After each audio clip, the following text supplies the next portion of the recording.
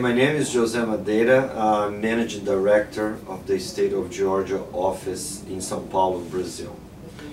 What we basically do, we do trade promotions. We help Georgia companies, basically small and medium-sized Georgia companies, get into the Brazilian market. We try to identify potential Brazilian companies that want to establish operation in the United States and bring them to Georgia. And also we do some activities related to tourist promotion in Brazil. We have been working with that, with the tourism department, and we have been successful in promote Georgia as a tourist destination in Brazil. What does Georgia have to do to increase the number of Brazilians coming here?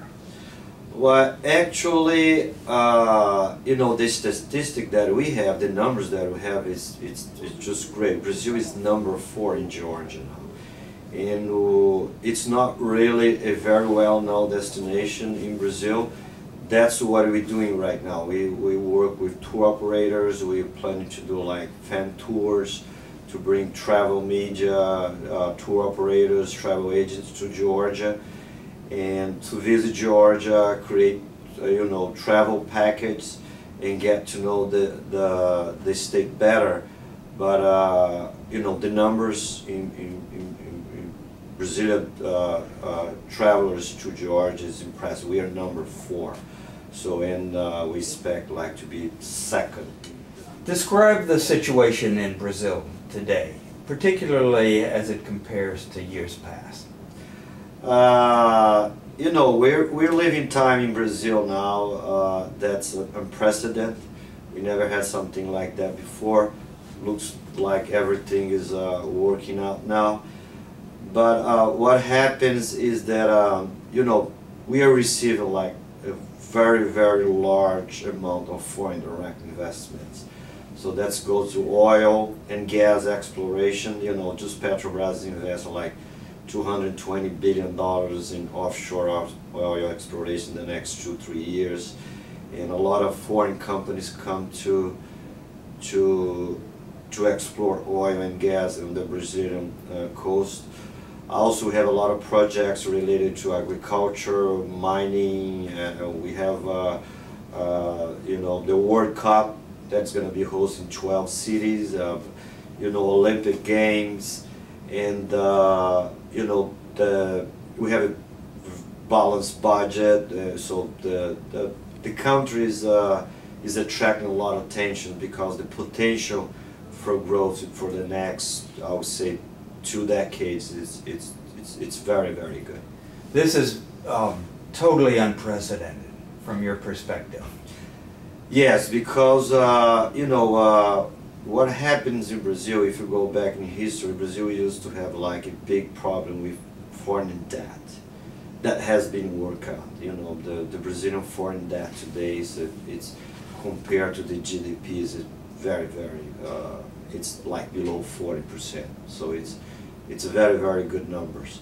So foreign debt is not something that it's our past. Actually, the Brazil Central Bank, they have like over $350 billion in reserves. Most of those reserves is in U.S. bonds. So we are pretty comfortable that our balance of payment it's strong, and the inflow of money into the Brazilian economy it's unbelievable. So a lot of money is going to the Brazil. Are you concerned at all about overheating in the economy? It's always a possibility, especially what you see now related to the real estate market. So it's a little concern on that because the price has like double, or some case like triple in the last 3 to 5 years. So there is a concern on that. But the demand is so high. What happens is that credit to new money to finance like new properties and housing in Brazil, it's growing.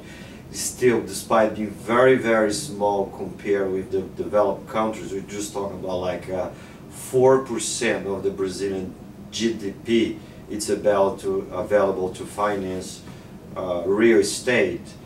Compared to United States, that's 70%, so we have ample room for growth. If you double that, you're going to be like 8% of GDP. We'd be still like 9 times behind US or Europe or even Mexico. So we still see some room for growth, but the prices in Brazil, it's getting to a point that the country becomes very, very expensive. Do you think Brazil's going to be ready for the World Cup? Sure. For the Olympics? Sure, we will. What happens with the World Cup and even for the Olympic Games, it becomes like a national project. It's not like Olympic Games, just a real project. We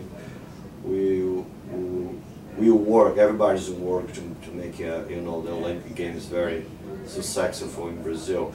But before that, we're going to have the World Cup, the 2014 World Cup. So we are refurbishing or constructing 12 new stadiums. So there is a lot of investment, public and private investment. Stadium should not be a problem because they're all on schedule. How about the airports? Will they be ready? Airports, we have good news that come up this month. The privatization or public partnership for additional 3 airports in Brazil. The main airports like Guarulhos in Sao Paulo and Brasilia, and also Viracopos in Sao Paulo.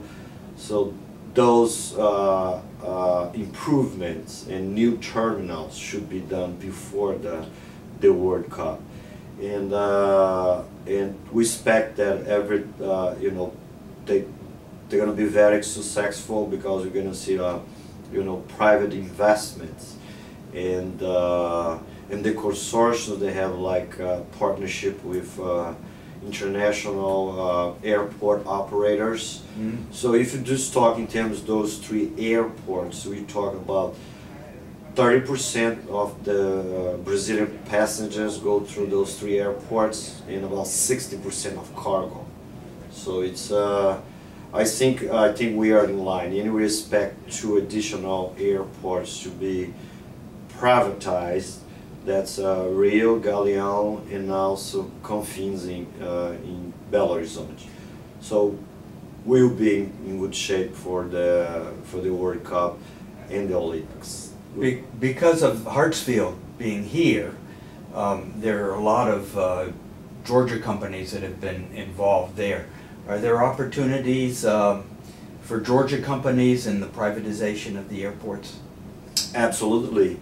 What the Georgia companies can do right now with our help of the Georgia office in Brazil is that we can help them identify opportunities in Brazil with those consortium that won the bids for the airports. So they're gonna need everything. They're going to be buying, equipment, technology. So it's something that most of the equipment they're using in airports now manufactured in Brazil. So I see this as a tremendous opportunity. What do you think are the other opportunities for Georgia companies with all the growth that's going on? Well, basically, we see opportunities everywhere. If Georgia company is successful here, chances are they're going to be successful in Brazil. Our trade numbers is very good with Brazil. Actually, the U.S. trade numbers is pretty good, and technology products, it's great potential. So we see a lot of opportunities, and we are on the top of that. With all the development of the oil fields on the coast, your ports are being redone and renovated. We have the ports in Savannah. Is there an opportunity there from the perspective of building the ports and the ports authorities? Okay, sure. you know, a lot of private investments in ports in Brazil. It's going on right now.